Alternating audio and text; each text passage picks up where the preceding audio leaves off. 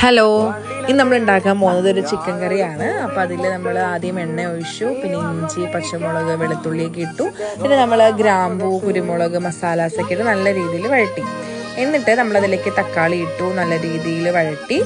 അതിനുശേഷം നമ്മളതിലേക്ക് സവാള ഇട്ടു, സവാളയും നല്ല രീതിയിൽ വഴട്ടി. ശേഷം നമ്മൾ സവാള വേഗം വഴട്ടാനായിട്ട് നമ്മളതിലേക്ക് കുറച്ച് ഉപ്പിട്ടു. ഇപ്പുറത്ത് നമ്മൾ ഓൾറെഡി ചിക്കൻ വേവിക്കാൻ വേണ്ടി വെച്ചിട്ടുണ്ടായിരുന്നു, അത് വെന്തു.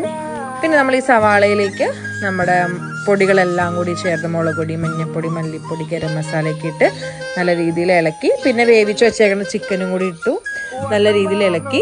പിന്നെ അതിന് വന്ന മസാലയുടെ ആ ഒരു വെള്ളം കൂടി ഒഴിച്ച് നല്ല രീതിയിൽ ഇളക്കി വെച്ചു. പിന്നെ നമ്മൾ അതിലേക്ക് കുറച്ച് വേപ്പിലയും കൂടി വെച്ച് അടച്ചു വെച്ചു. അപ്പോൾ തിളച്ച് കഴിയുമ്പോൾ നമ്മൾ അതിലേക്ക് കുറച്ച് ടേസ്റ്റിന് വേണ്ടി നമ്മൾ കുറച്ച് തേങ്ങാപ്പാൽ ഒഴിച്ച് നല്ല രീതിയിൽ മിക്സ് ചെയ്തു. കുറച്ച് മല്ലിയിലയും കൂടി ഇട്ടു. ഇത്രയേ ഉള്ളൂ, ഈസി റെസിപ്പിയാണ്. നിങ്ങൾക്ക് എല്ലാവർക്കും ഒന്ന് ട്രൈ ചെയ്ത് നോക്കാം കേട്ടോ. Thank you.